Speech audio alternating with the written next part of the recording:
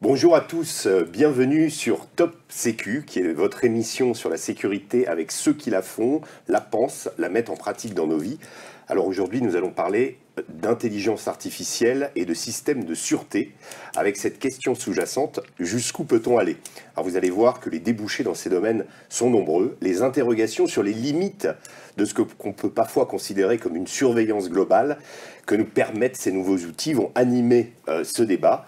Mais avant ça, laissez-moi vous présenter nos invités. D'abord, William Eldin, à ma droite, fondateur de 22, et à ma gauche, Alexandre Vigier, fondateur et créateur d'Omnitech Security. Tout à fait. Alors bonjour messieurs. Bonjour. Alors, je vais commencer par une question. Je vois le titre de vos, enfin le nom de vos sociétés, 22, Omnitech Security. On est obligé de prendre un mot anglais quand on travaille dans la sécurité pour qualifier sa boîte? Non, c'est plutôt un objectif de vision du monde, c'est le 22e siècle. Mais on appelle 22 parce que c'est vrai qu'on adresse un marché mondial. Et 22e, c'est pas bien. Mondialement, c'était un peu plus compliqué. Okay. Mais c'est aussi mon groupe de musique quand j'étais jeune, etc. Et donc du coup, ça vient de loin. Ça vient de très loin. Et vous, c'est pareil, c'est aussi une démarche de s'inclure dans une réflexion? Oui, alors Omnitech Security, c'est issu d'une spin-off d'une société de services qui s'appelait Omnitech. À un moment donné, pour la distinguer, quand j'ai créé la société avec mon ancien patron et actionnaire, en fait, il fallait trouver une déclinaison sur les objets. Et en fait, plutôt que de choisir sécurité, qui était franco-français, comme on s'adressait quand même à une population et à des clients internationaux potentiels et à des gros clients, puisque vous avez cédé à l'anglais. On a cédé à l'anglais. Et alors, j'ai un gros péché, c'est que j'ai vécu 2 ans aux États-Unis. Donc forcément, voilà. Ok, d'accord, très bien. Alors, vous êtes 2 profils très atypiques. On va commencer par vous, William. Est-ce que vous pouvez nous expliquer comment, d'animateur radio, on atterrit dans l'intelligence artificielle? J'imagine qu'il y a plusieurs étapes. C'est ça, c'est animateur radio, ma passion était la musique. Ouais. Donc j'étais naïf, croyant que chaque animateur radio passait les musiques qu'il voulait quand j'étais petit. Et comme j'étais pas dans une réussite scolaire astronomique, j'ai vite arrêté après le bac et je me suis lancé dans la radio. Donc j'avais une facilité à parler et donc j'aimais la musique, ça allait avec. Mais de fil en aiguille, j'ai fait des émissions de radio autour des avertisseurs de radar. J'ai commencé à regarder un petit peu comment marchait ce système et j'ai eu, 2 ans après être rentré en radio, envie de lancer ma propre marque d'avertisseurs de radar. Et donc du coup, c'est là où on a fait Coyote, les petits avertisseurs de radar. Et Coyote, au fur et à mesure, ça a sauvé quelques vies.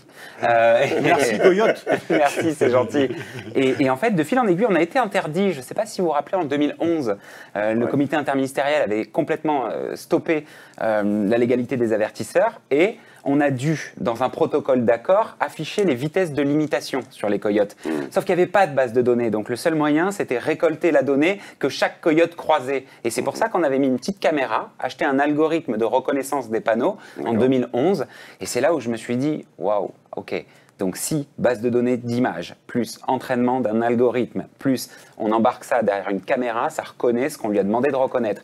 Et c'est à ce moment-là où j'ai voulu y aller à fond avec Coyote. Coyote n'avait pas cette stratégie, donc j'ai vendu et j'ai recréé 22 à côté.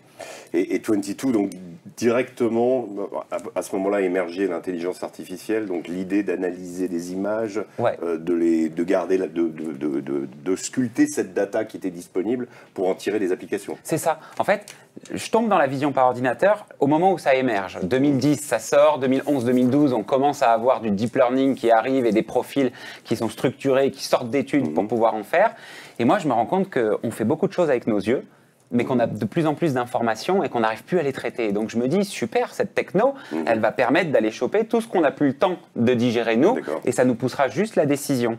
Au début, j'ai pas trouvé le produit comme ça. Au début, ça a été long et compliqué. Pendant 3-4 ans, on a fait des POC, avec 150 entreprises de France et du monde entier.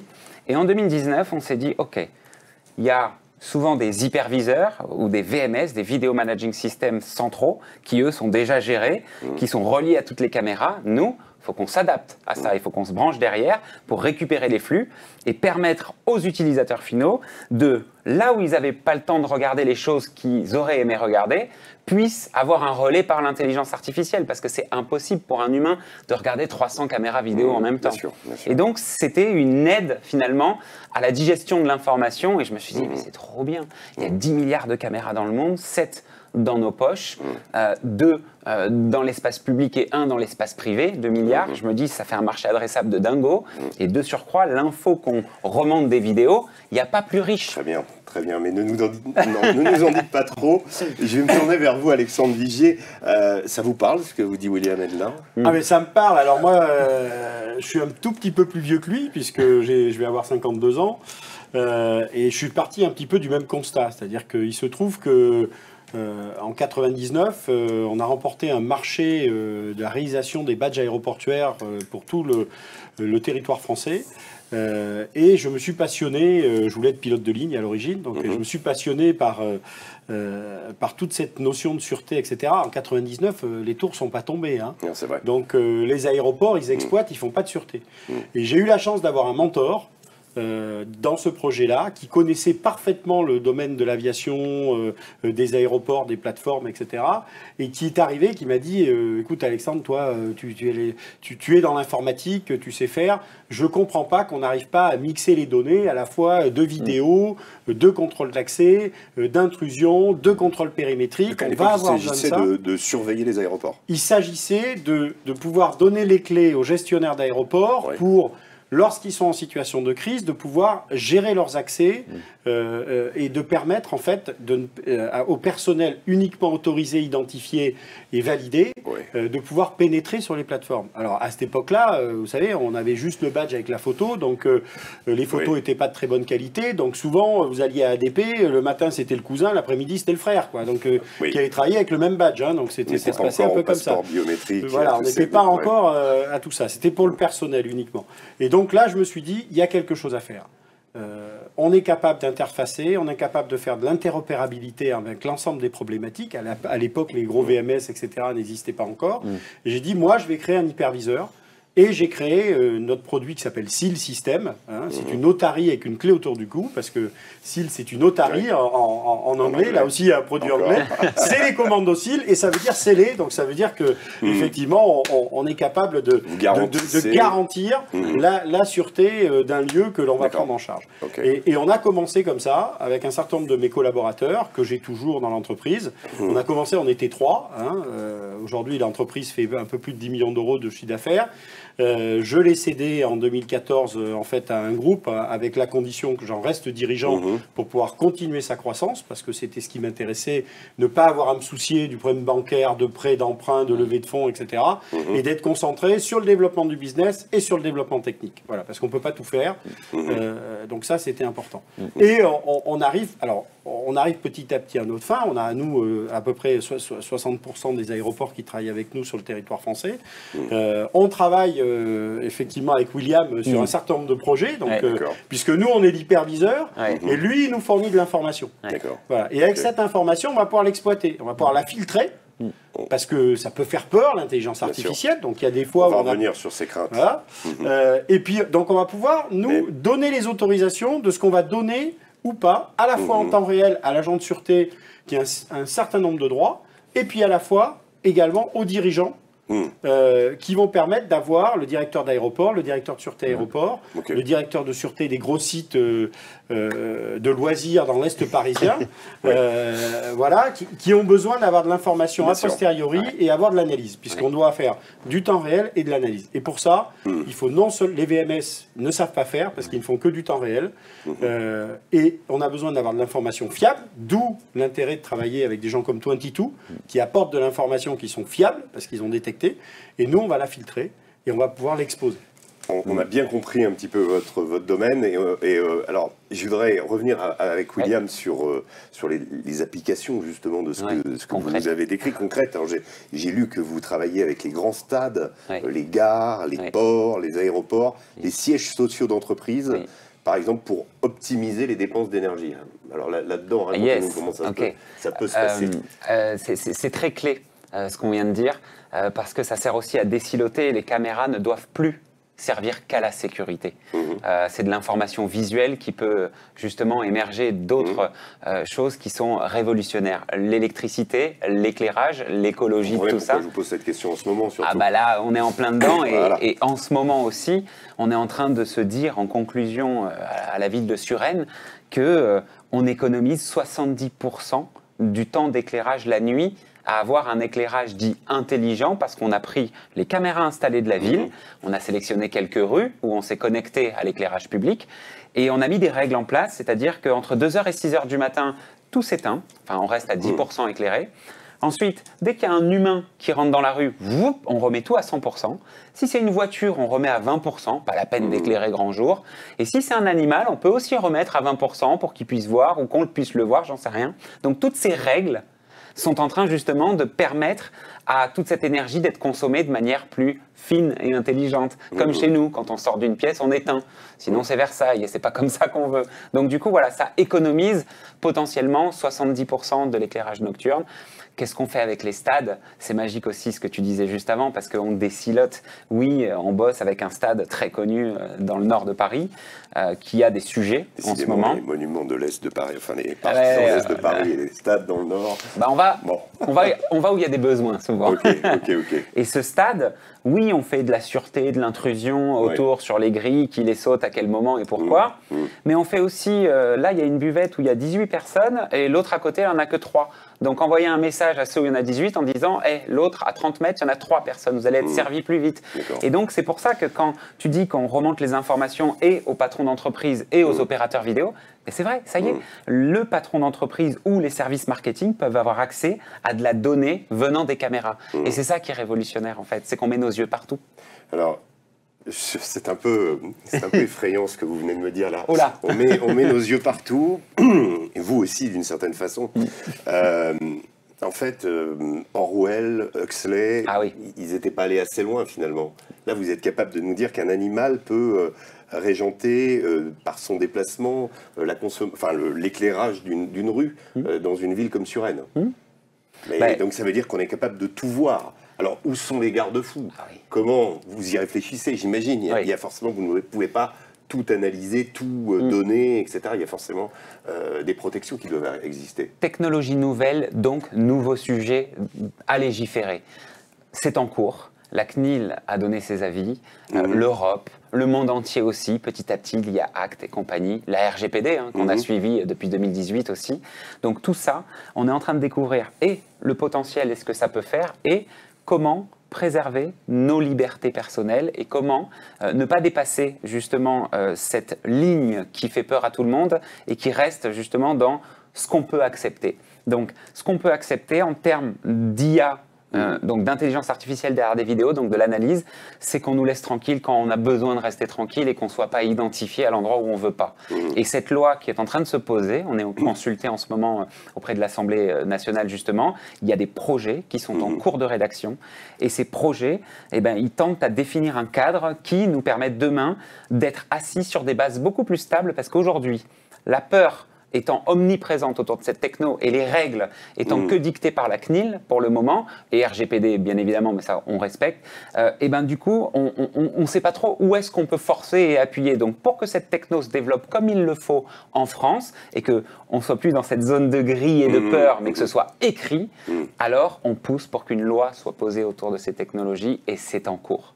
Et alors, vous dites c'est en cours, mais à quelle échéance? Est-ce qu'il y a une date à peu près? On est en septembre 2022.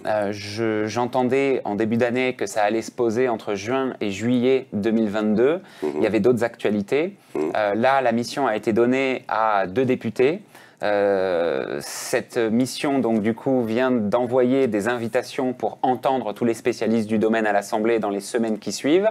Je pense qu'il y aura des premiers projets fin d'année pour quelque chose qui est déposable début d'année prochaine. Enfin, c'est ce que j'imagine et c'est le calendrier que j'entends. Je suis optimiste. Je pense que vous pouvez multiplier par 2. Mais voilà à peu près ce que je sais à date. Est-ce que, après je vais revenir vers vous sur la question précisément des aéroports justement, mais est-ce qu'il y a certains groupes parlementaires qui sont plus, ou certaines tendances dans l'Assemblée nationale qui sont plus intéressés par ces problématiques-là, ou c'est exactement multi-groupes parlementaires? Alors c'est vraiment multi-groupe. Tout le monde vraiment... Moi aussi je pensais qu'à l'extrême droite, ils allaient être un peu plus...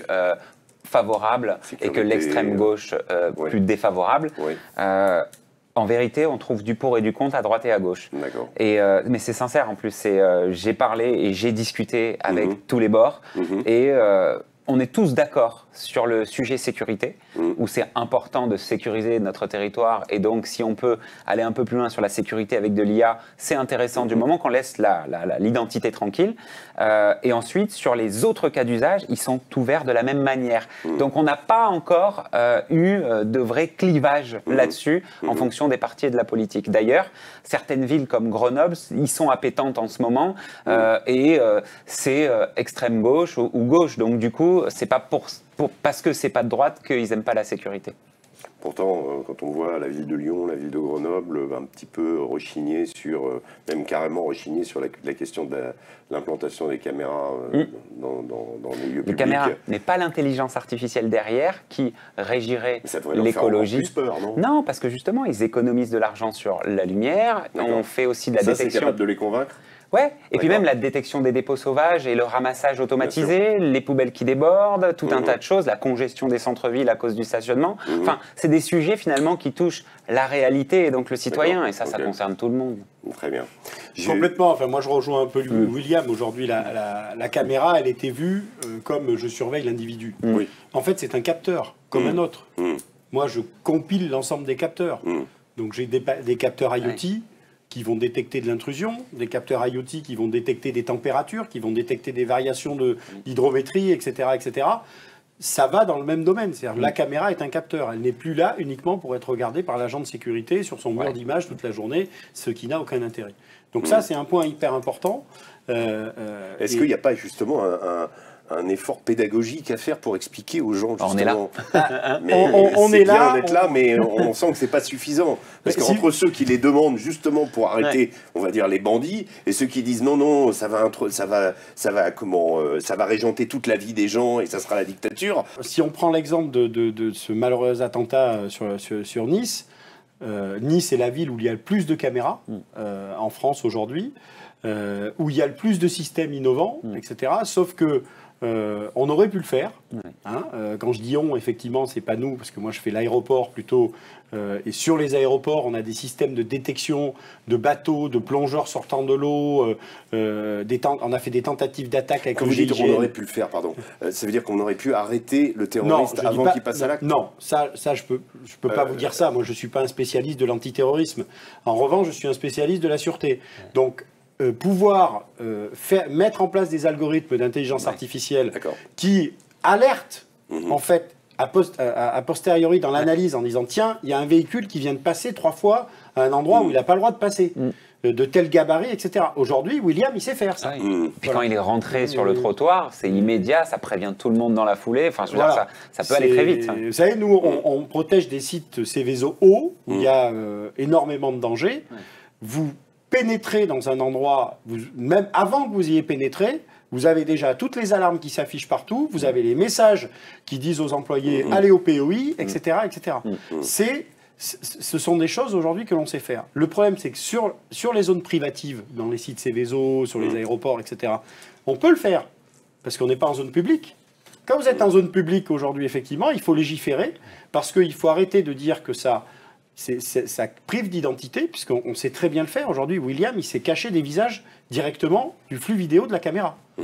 Ça, on sait le faire, si la caméra est un capteur. Donc je pense qu'il faut effectivement que nos députés avancent sur ces domaines-là, qu'ils aient la connaissance de ce que l'on sait faire aujourd'hui, parce que je pense que c'est surtout une ignorance qu'autre chose. Qui génère ces peurs, ces craintes. C'est clair. Si vous voulez, moi j'ai vécu aux États-Unis, j'avais pas peur. Non, mais là-bas, la relation à la sécurité n'est pas tout à fait la même que chez nous. Il y a quand même... Pourtant, je peux vous dire que la liberté individuelle, c'est quand même le pays de la liberté individuelle. Voilà. Donc, vous avez quelqu'un qui avait son Apple, son iPhone, il fallait le déverrouiller. Apple a refusé de déverrouiller. Le FBI a fait le forcing.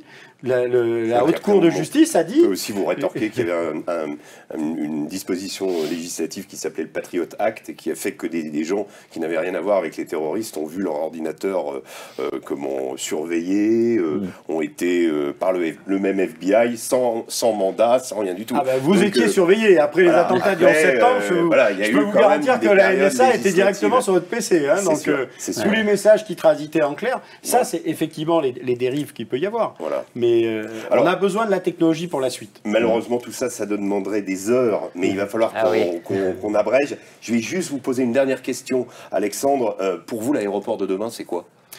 Là, moi, j'ai toujours, depuis le départ, quand j'étais dans le domaine de la sûreté, la première chose, c'est que la sûreté ne doit pas être un frein aux exploitations, parce que sinon, elle est contournée. Voilà. Ouais. Donc, elle doit être facilitatrice, la sûreté. Donc, comment je fais pour que la sûreté, avec de plus en plus de contraintes, deviennent facilitatrices, je vais mettre de la techno. Voilà.